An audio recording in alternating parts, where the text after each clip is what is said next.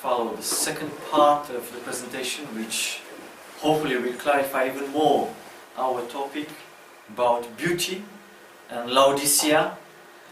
And I will give you some examples first when beauty can be a curse. I give you quickly some examples from the Bible because I want to make sure that we cover all the second part in this kind of occasion.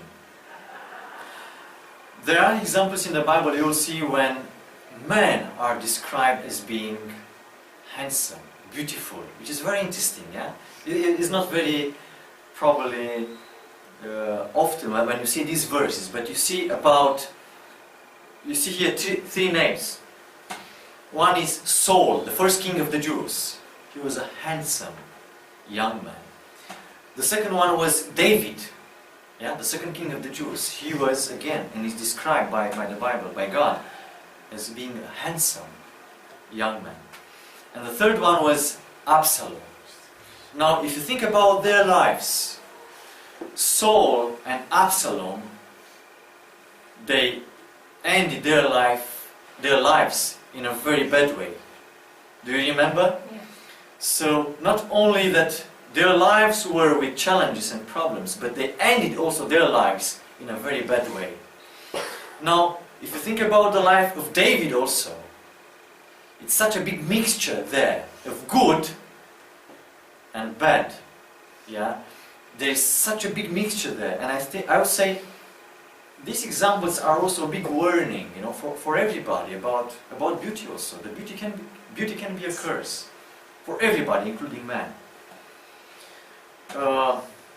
Another example is about seduction. A very interesting verse is the one about Jezebel, who was the wife of Ahab, one of the Jewish kings.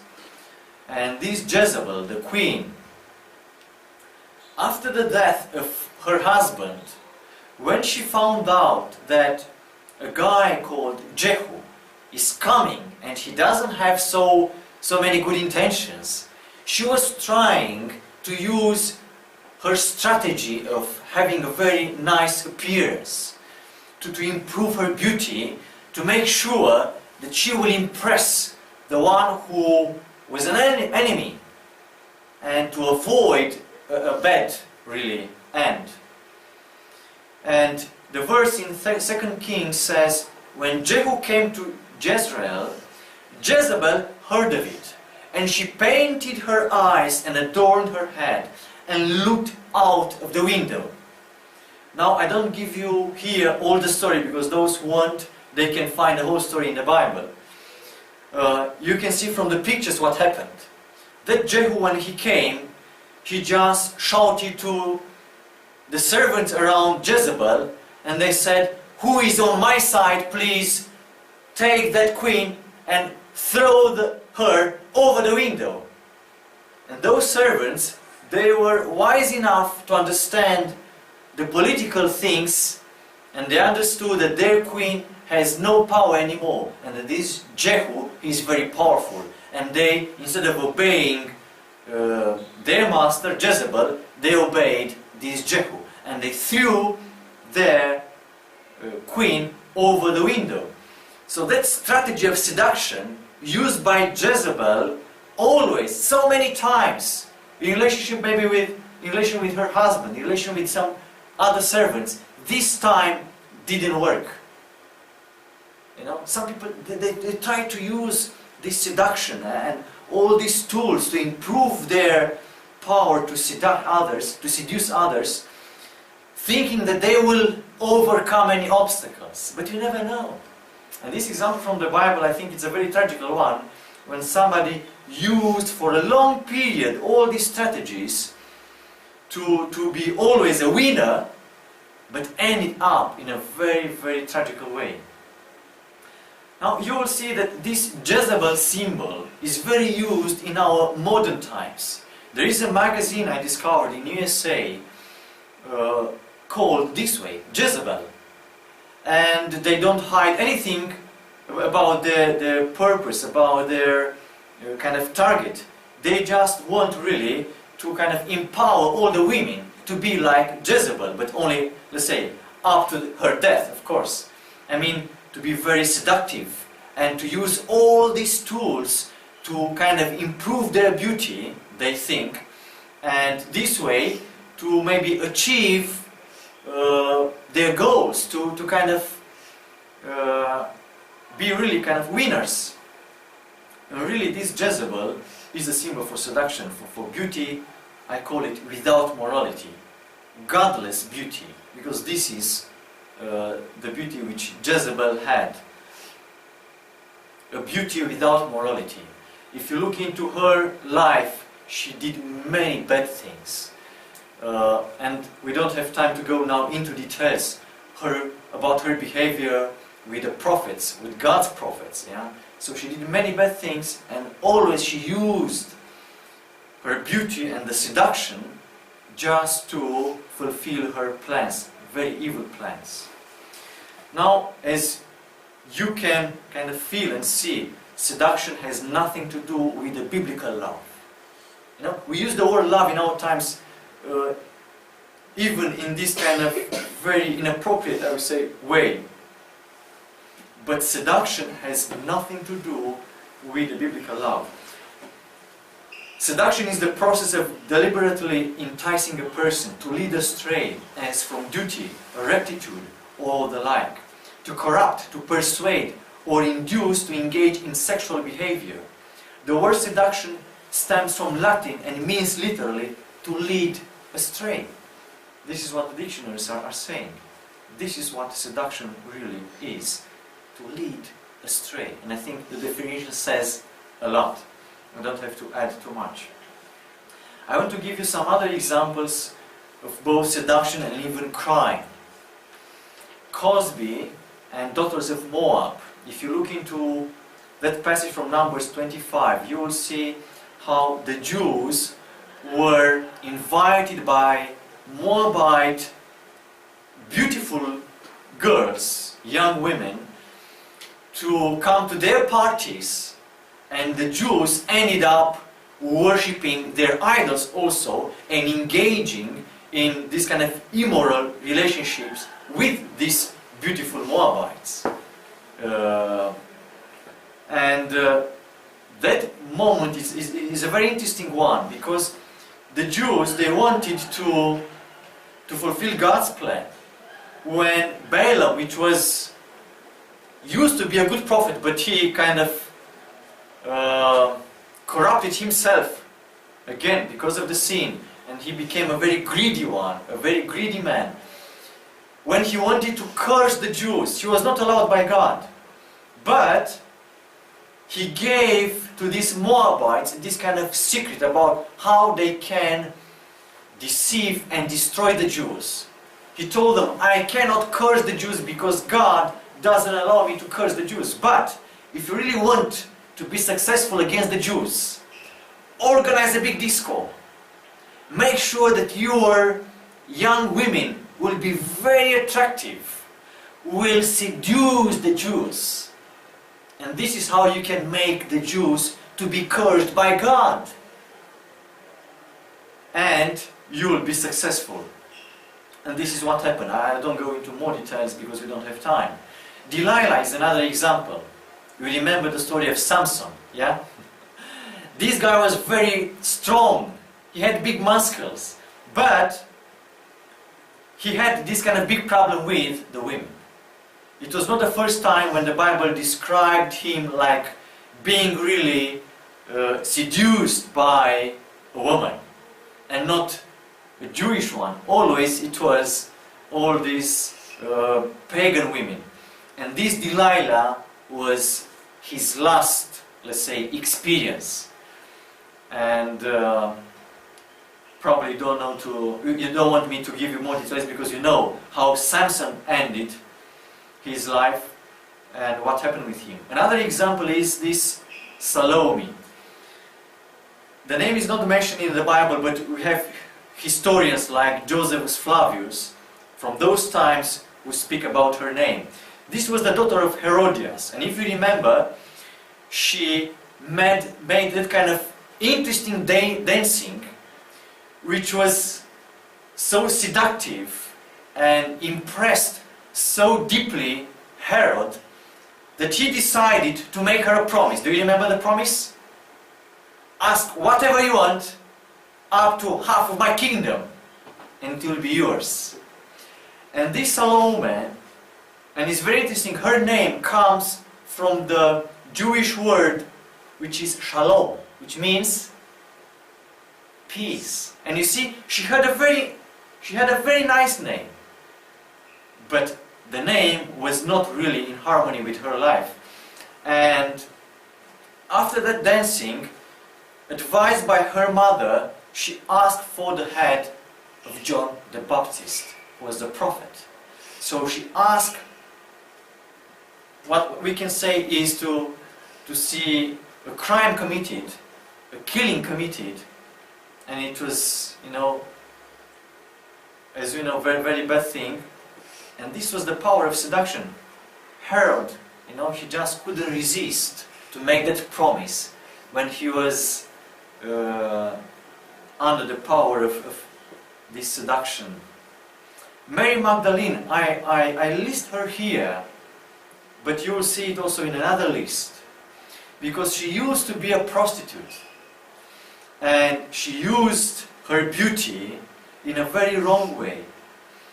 But by God's grace, her life was transformed. But I didn't want to mention her here, because a portion of her life was spent using the beauty in a way which was not God's way. Now what's happening when people are trying to use time, means, an example, instead of using this time to read and hear God's word, or to spread His message, to influence people around them, they will end up being a curse, and their beauty will be a curse for people around. But I want to read here these verses from the prophet Amos, and you will see they are very interesting, speaking about future times when people will want to hear God's message, but they won't be able to hear God's message anymore. I, the Lord, also promise you a terrible shortage, but not of food and water. You will hunger and thirst to hear my message. You will search everywhere from north to south, from east to west. You will go all over the earth, seeking a message from me, the Lord. But you won't find one. Your beautiful young women and your young men will faint from thirst. And it's very interesting that the Bible mentions here beautiful young women and young men being in those times in this kind of position when they will want to ask God and God's people, please preach to us now, tell me the truth, open the Bible with me and explain to me what God says, what God wants from me. But the Bible says there will be a time when there will be no message for them. Now, in our times, they have the occasion to hear God's message, but they will say, well, don't talk to me about religion. I'm not interested at all. Don't tell me about these things. I'm so concerned about my position in society, how I look, so I don't have time. Many times you will hear this argument, I don't have time. But if you measure how much time they spend in the front of a mirror to try to make everything perfect, to try to improve things, how much money they spend on things also to improve, everything. And if you see also the influence they have upon others, encouraging them, try also this kind of makeup, try also this thing, try to do these things and you'll improve your beauty, they say, If you measure all these things, you find out that everybody has time, if we want to have the time. Now, the question is, does God hate the precious things like gold, jewelry and all these things? I would say, of course not, because Lucifer was covered also with precious stones.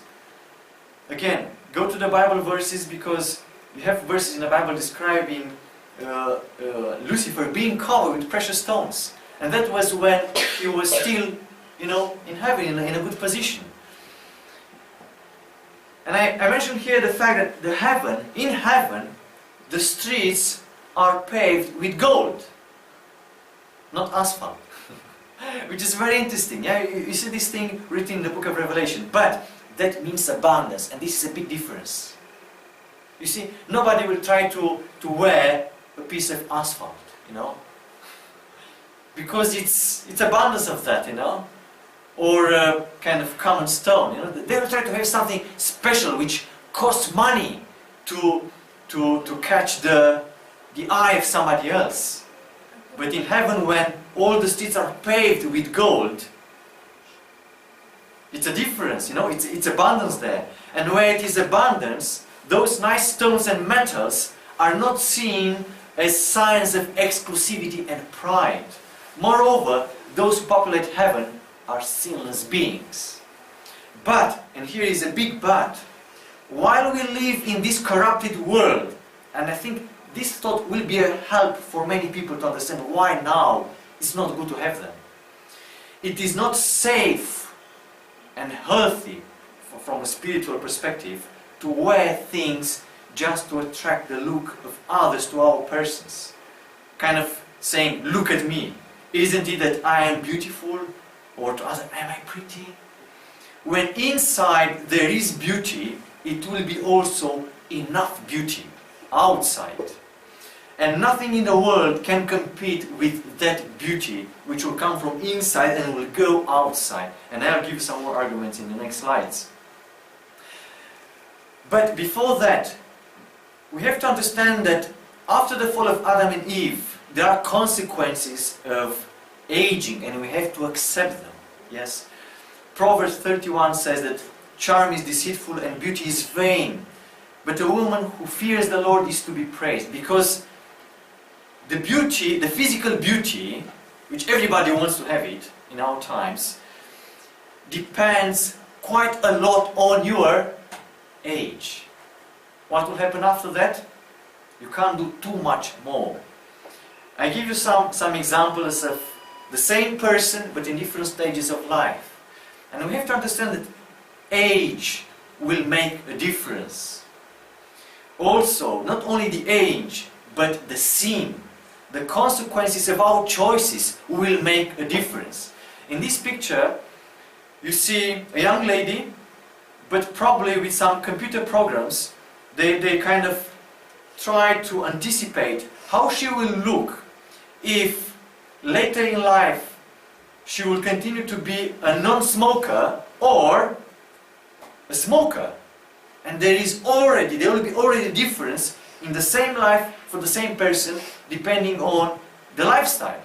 You understand? So everything we do will influence even our exterior beauty. But again, my point is the inward beauty, the beauty from inside, will affect what we will display. And I tell you, no makeup in the world is able to change certain things from our countenance. Also, sacrifices are part of Christian life. And some sacrifices may damage the physical beauty, but will make the interior beauty shine even brighter. I mentioned here a verse from Song of Songs, which was written by Solomon, which is about a young lady, a very beautiful one, but she says, I am very dark but lovely, O daughters of Jerusalem, like the tents of Kedar, like the curtains of Solomon. Do not gaze at me because I am dark, because the sun has looked upon me. My mother's sons were angry with me. They made me keeper of the vineyards, but my own vineyard I have not kept. Now what she says here is that she had to make some sacrifices, and because of those sacrifices, she was forced to make them, her exterior beauty was affected, she says. But she says, I am still very beautiful, though there were some changes in my exterior. And just think about some examples. Some people, for example, trying to help others, maybe will have the hands burned, trying to save somebody from the fire. That will affect, of course, your physical perfection and beauty. But when everybody will find out why you have your hands burned, will make everybody look at you with in a very different way, and in a very positive way. You understand the difference? If your face maybe will be marked by sorrow because maybe many tears shed, abuse and humiliation suffered, you know, when people will find out about your story, they will understand that there is a lot of beauty on your face. And I tell you, humbleness is very connected with beauty. The gray hair, maybe you have it because you have to be patient with the weaknesses and faults of a child or a spouse. But that kind of gray hair can be also a sermon. Maybe later in life when your child will ask you, but why you have that kind of gray hair? Well, there were things happening in your life which made me pray a lot and consume a lot and make sacrifices and make different things and choices, and they caused me this. Why should you change the color of your hair, making kind of black, and cover those sacrifices you made? Those gray hairs will be a message for your child and for some other people. Even if for example a husband will see the wife with those kind of gray hairs and he is not a Christian one, maybe in life he will think about, but why she has this? Maybe because of me. And that can be a message, can be a sermon for the husband. Why do you want to cover all these things, all these sacrifices? Jesus has some signs in his hands, and he won't ever cover those signs. In eternity he will keep them as a sign of what he did for us. It's not a problem for physical beauty. Of course, when you have these things, because you make kind of positive things. But even if you made mistakes in life and you come to God, you can say, well, I have these scars, these problems, because I was a rebel against God. And again, all these physical problems, they can be a big message, a huge message for other people. If you try to remove all these things, you won't be able to speak about your previous life with the same power. Exterior beauty, when it's a reflection of interior beauty, will always direct the minds to God. Modesty and simplicity are always God's way to direct the minds and the eyes to Him and not to us. And I quote here also two verses from the Bible which are very interesting. John, he had a very simple clothing, and in John 3 verse 30 he says about Jesus, He must increase, but I must decrease. So whatever I wear and whatever is on me has really to make this kind of change and increase Jesus and decrease ourselves. Beauty, physical beauty, is rarely a reflection of an interior beauty, and many times it is used by Satan to violate the seventh commandment. I quote here a very short verse from Proverbs, but you can read the whole passage in Proverbs 7, which says about a young man who is seduced by a prostitute. And the Bible says, all at once he follows her as an ox goes to the slaughter, or as a stag is caught fast. And the Bible continues, about his destiny, about what that woman did with some other lives, ruining them. But the Bible says he doesn't know what he's doing. He doesn't know his future. The character beauty, according to the Bible, is always better and more valuable than intellectual beauty, and also the intellectual beauty is better than the physical beauty. So these kind of priorities are in this kind of order: character beauty, intellectual beauty, and physical beauty. And I'll give you some examples in a moment. Time and resources have to be invested in this order. Now when people say, well, I don't have time for that or for that, for what you don't have time?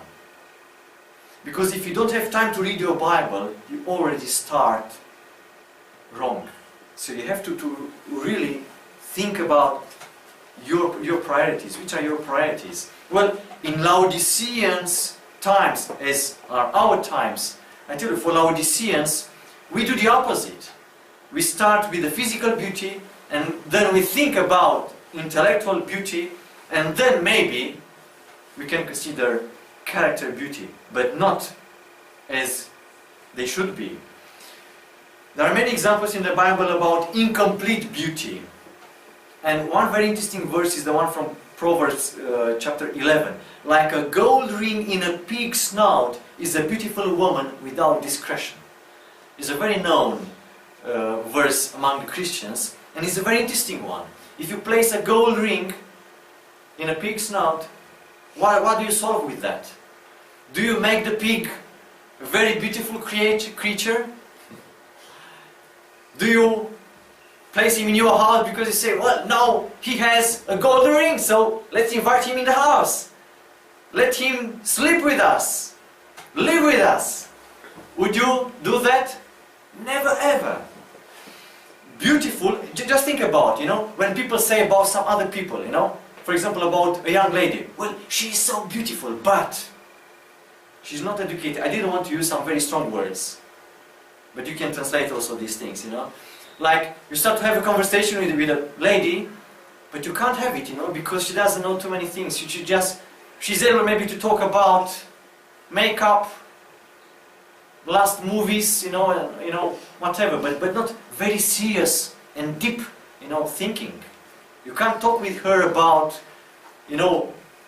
general culture and all these things, because she's lost, completely lost, and you realize that you can't spend more than 5 minutes maybe, because what she knows about this world and life is very limited, yeah?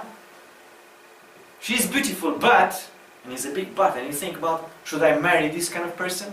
How can I spend my life with such a person? Because, or she's beautiful but very greedy. How can you see this combination? She's beautiful but lazy. She's beautiful but very selfish. Very selfish. She's very beautiful, but you discover, and think about, many things are very hidden, like mental illness. Some types of mental problems, they are obvious, but some are not. You'll find out about them very maybe late, during your marriage maybe. What you'll do then? It's too late. She was very beautiful. You saw her and you said, wow, she's kind of queen of the universe. But that is enough? It can't be. And I think I forgot yet to say something. What surgery can fix these problems? What surgery can fix these problems? Only spiritual surgery. Now, if you speak about secrets to improve beauty, any improvement of beauty has to come from inside. And I don't emphasize too much this part, because our brother Mo, he's talking a lot about this part, health. And just think about all these 8 elements: nutrition, exercise, water, sunlight, temperance, air, rest, trust in God. All these things, if you apply them according to God's will, they will start to make changes in your, not only interior beauty, but in your exterior beauty. And I'll give you some Bible verses who are really a kind of witness about this. They are part of this kind of secrets to improve beauty. Christ-like character will improve physical beauty. And look at this verse from Ecclesiastes chapter 8. A man's wisdom makes his face shine, and the hardness of his face is... How would you qualify this? This is really a big improvement for his exterior, physical beauty. This is not about only spiritual things, because people will say, but should we kind of try to avoid those who are beautiful? No, it's not about that. But it's about starting from inside with everything, because from there the changes will happen. If somebody is beautiful maybe at 20 years of age, how do you know how that person will be transformed after 20, 30 other years? Because if that person has very negative and bad character traits, that person will be transformed in a very strange ugly person, you will consider that person a stranger. She is not that beauty I saw first time. She is transformed gradually in something which is not that beauty I saw it in the first instance. This is why some people, they just realize after a while that things are not like in the beginning. Proverbs says, a wicked man puts on a bold face. So you see again, things which are deep inside, they are kind of transferred in the outside, in the physical side of us. And here is very interesting advice. Let the children be taught that as they open their minds to pure loving thoughts and do loving and helpful deeds, they are clothing themselves with His beautiful garment of character. This apparel will make them beautiful and beloved here. You see? Will make them beautiful and beloved here, and will hereafter be their title of admission to the palace of the king. Now, external tricks won't cover character ugliness and deep problems of the soul. No makeup in the world will cover your selfishness, your hate, your laziness, your lazy mind in trying maybe to read more, to educate your mind. No makeup in the world will solve these things. You will shine maybe for the first second, but when you open your mouth, when people will hear what is your mind, some can be scared, literally scared, and they will go away. Matthew 23 speaks about a very interesting let's say group of people in the Jewish times, the scribes and the Pharisees, and Jesus told them, "Woe to you, scribes and Pharisees, hypocrites, for you are like whitewashed tombs, which outwardly appear beautiful." You see, these people, they wanted to be very nice from outside. I mean, their physical appearance was probably close to perfection. But within, you are full of dead people's bones and all uncleanness. You see? And this is a big warning. You can wear a kind of mask, like this kind of lady is trying to use sometimes, a very happy, smiling mask. But deep inside is your reality, your own reality, which will transform even your physical outlook. Now, if we speak about this kind of secrets to improve beauty, I say again, these external tricks, they can't reproduce humility, for example, inner peace, true happiness, common sense. I chose this example. I don't know if it's the best one or a very good one. I know there are critics of this Mother Teresa, how she was called. She did many good things in India. Maybe you heard and probably you're familiar with her, yeah? She was a missionary in India, a Catholic missionary, and she was helping a lot of the orphan children. When you look at her face, you can see that peace. You can see that humbleness. And in one of the books written about her, she says, "God has not called me to be successful, He called me to be faithful." And I did appreciate this kind of quote. God has not called me to be successful, but He called me to be faithful. We are trying to be focused on this kind of physical part, but we neglect so many important things. And one day, maybe this lady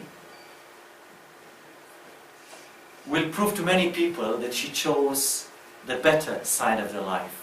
She sacrificed many things. Maybe she didn't have so much time to look in the mirror and to say, well, now I'm really attractive, or But I would say her life was much more successful than any other successful life, the majority of the people who claim to be successful.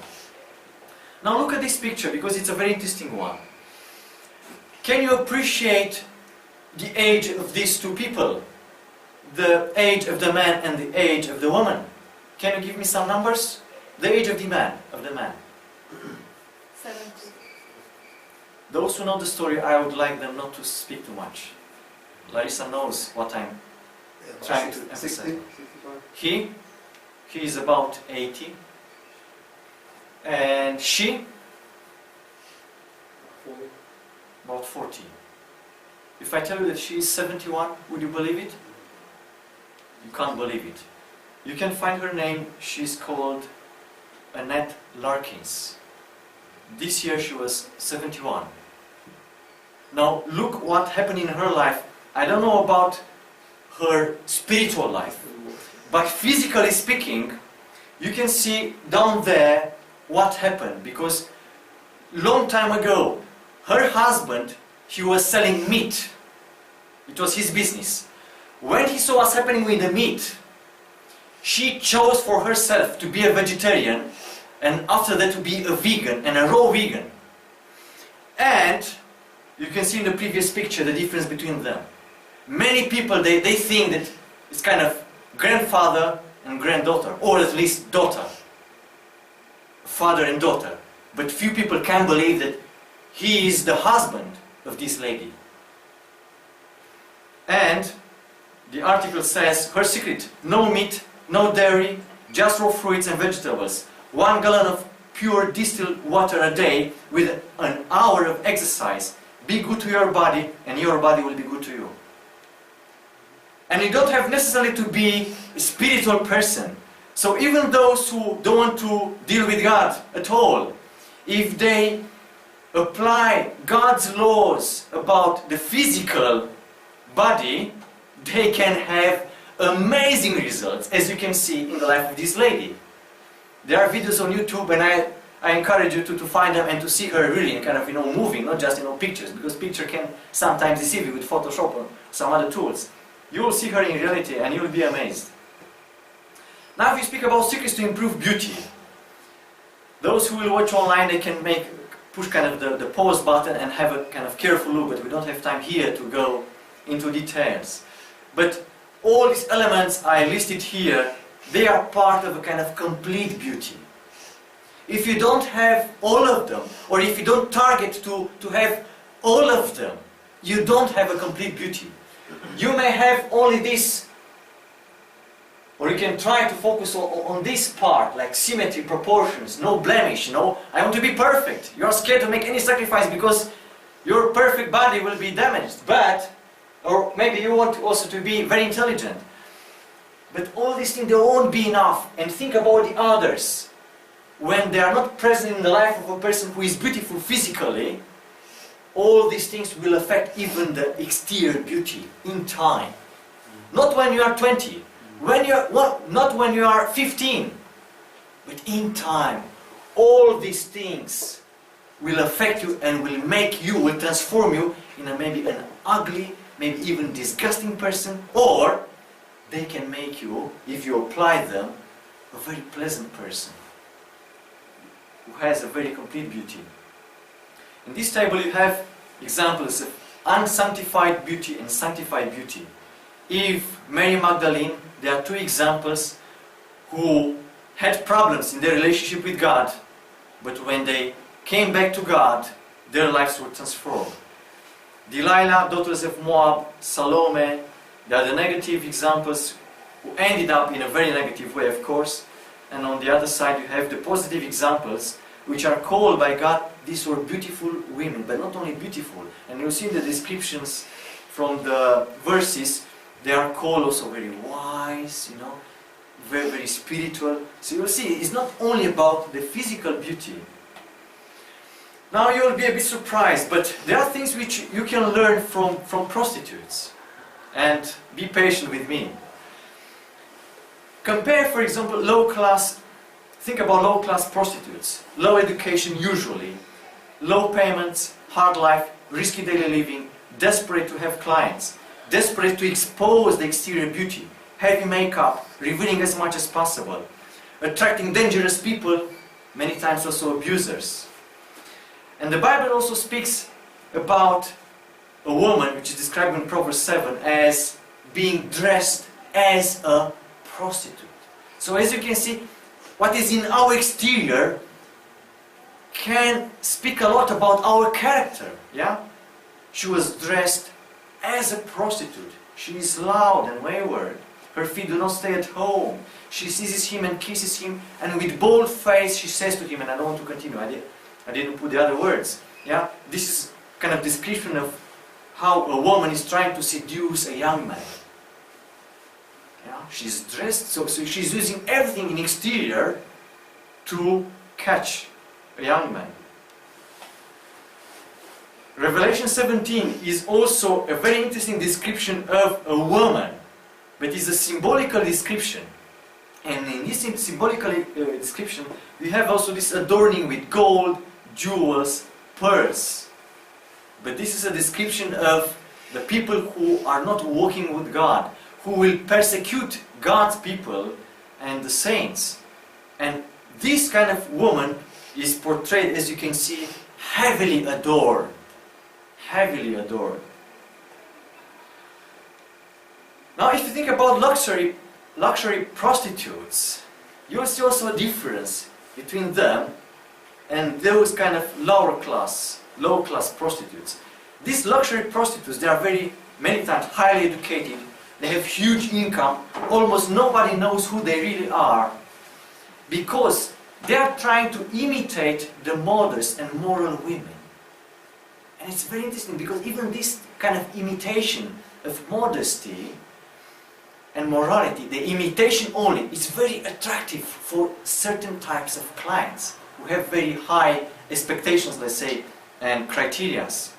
They are very selective in choosing their clients, very discreet makeup, not revealing too much of their exterior beauty, because they want to attract these kind of more refined clients, not the low-class people.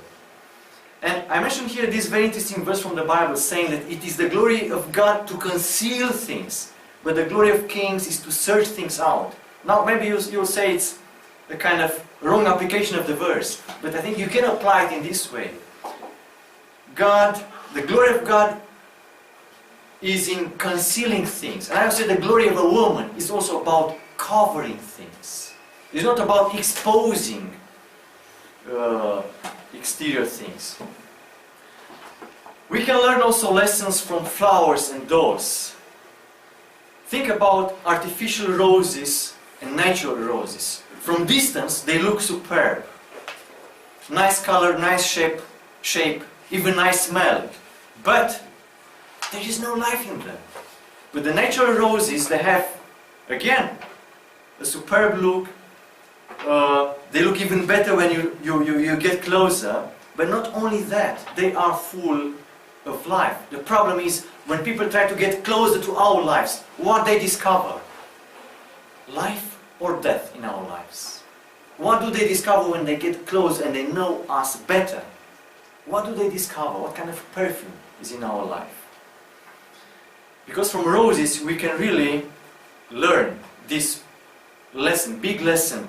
And nobody really wants to choose if they have the money to buy, or to keep, let's say, around their house. They would always prefer to have the natural one because there is life there. From the dolls, again you can learn, because who would like to have more a very beautiful doll, which is a good imitation of a real girl, instead of having, a precious daughter. And I would invite now Deborah to come here, just for 1 second. Because I wanted to tell you something, and I forgot to bring also a doll from home. Here's some very beautiful dolls. And I wanted to ask, what kind of makeup she needs at her age? What kind of makeup she needs to improve, to make her more beautiful? Thank you. What kind of things should I try to place on her to make her, more beautiful? Why? When they are little? Why when the girls are little, we are not so concerned about these things? Why we are concerned when they grow bigger? What happens in our lives, in our thoughts? And I would say that the biggest lesson we can learn from Jesus, because He was the most beautiful one. And my question is, when was Jesus the most beautiful? At birth? When He was a child? When He became a young man? At baptism? At resurrection? In heaven maybe? What would you choose? None of them? All of them? He was always beautiful. But when was he the most beautiful? On the cross. I'll give you an example and a quote, which is a very interesting one. When Pilate saw Jesus and was trying to understand if Jesus should be punished or not, it was something very interesting there. It was a very special Jesus there because he was humiliated. He was beaten by the Roman soldiers. Blood was pouring from his head. He had that kind of crown of thorns. And though he was humiliated in that way, you will see a very interesting quote speaking about, well, two quotes actually about Jesus. Pilate also, when he came with Jesus outside to the crowds, he said, "Behold the man." And I placed it with capital letter, man. Because really, in Jesus, we could see what man was in the beginning before the falling into sin, and what we can be, what we can become, like Jesus. He was really the man. And those famous words, ecce homo, is the Latin for behold the man. Many painters, they try to guess how looked Jesus in those moments, but I couldn't find really a very good painting. Pilate had to deal with all kinds of criminals, but never before had a man bearing marks of such goodness and nobility been brought before him. You can see here character traits, but which are visible on the physical side. You see? Never before had a man bearing marks of such goodness and nobility been brought before him. On his face he saw no sign of guilt, no expression of fear, no boldness or defiance. He saw a man of calm and dignified bearing, whose countenance bore not the marks of a criminal, but the signature of heaven. And I like very much this kind of end of the statement. The signature of heaven. The second one, stripped to the waist, his back showed the long cruel stripes from which the blood flowed freely. His face was stained with blood and bore the marks of exhaustion and pain, but never had it appeared more beautiful than now. Which is very interesting. The Saviour's visage was not marred before his enemies. Every feature expressed gentleness and resignation and the tenderest pity for his cruel foes. In this very moment, Jesus was kind of the most beautiful one, and it was the very moment when it was something unique there. And Pilate could see it. Many people could see it. But interestingly enough, many people couldn't see it. And this should be a big question mark for us. Can we see really the true beauty? Can we discern it? Is it a capacity we have to discern it naturally? Or we need really kind of help from above? We have the choice to look like a beautiful tomb or to have the signature of heaven. And really there is no complete and true beauty without making Jesus Lord over any corner of our hearts and lives. There is no complete beauty if Jesus is not Lord, if Jesus is not inside. Laodicea keeps Jesus outside, but there is no chance to have beauty, complete beauty, if Jesus is kept outside. Don't be afraid for losing the relative perfection of the exterior beauty. Maybe you'll have scars, grey hair, because you want to be on God's side. But if this is the price you have to pay, pay, because somebody else maybe will be saved by this. And we have to discover those beautiful, living, anonymous, I would say, saints, and be inspired by their beauty.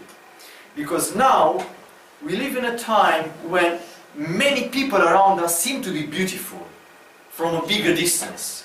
Because it's still kind of summer in history. But it's late summer.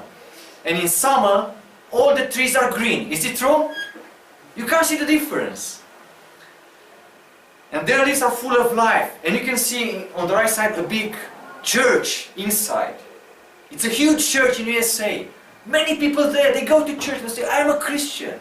Yeah? Many people now, they they seem to be beautiful, they seem to be Christians from all kinds of angles. But when the winter comes, and the Bible speaks about a time, and I quote Revelation 13, and it was allowed to a very big power in the world to give breath to the image of the beast, so that the image of the beast might even speak and might cause those who would not worship the image of the beast to be slain.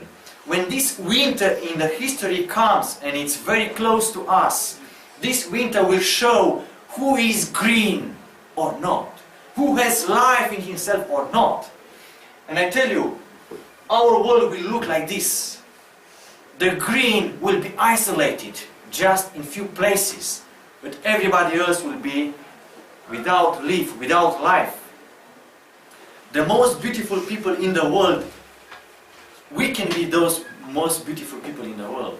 Because in that predicted winter, God will reveal His most beautiful people, His remnant. People who don't sell their souls for money, for jobs, applauses, even for their children, for distractions. They are brave, modest, humble, faithful to God, obedient to His word. No matter the cost, they are ready to die for God. They are truth tellers, wise, patient, loving, sacrificing, sensitive to the suffering of others, ready to help. They follow the Lamb wherever He goes, says the Bible, because they overcame the sin by God's grace and help. And this is what makes them beautiful and to have a kind of complete beauty.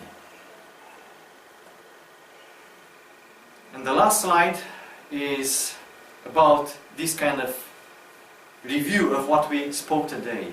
We can be really part of those very beautiful people, recreated by God's grace and transformed into amazing persons. This complete beauty is a destination, and I want to emphasize this. It's not something which you will have in a second. You can't say, well, when I'll have 50 years, when I'll be 50 years old, I will just come back to God, I will be kind of quick transformed into a beauty, and everybody will appreciate it. You can't do that. Even in the physical side, you can't do that quickly. And in the character, let's say, side, it's even more difficult. This complete beauty is the destination, is the target. We have to grow continually. We have to make changes and align our lives with the pattern revealed by God to us.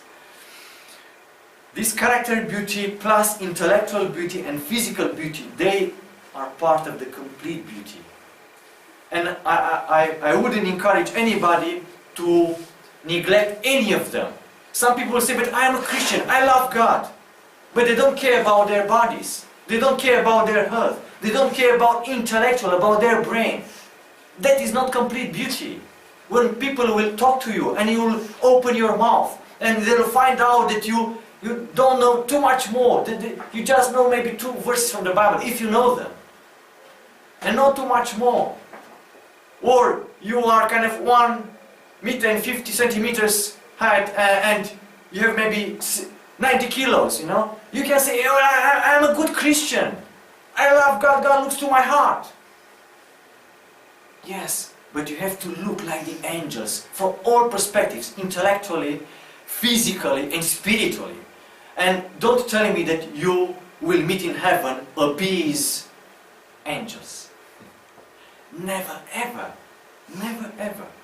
And only the author of beauty can help us have that complete and true beauty.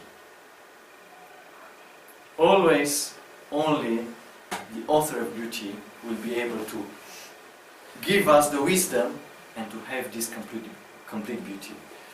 My prayer is that God will help all of us to accept Jesus inside, not to keep Him outside, because as soon as, if we as Laodiceans, we keep Jesus outside, at the door, knocking there, we won't ever have this complete beauty.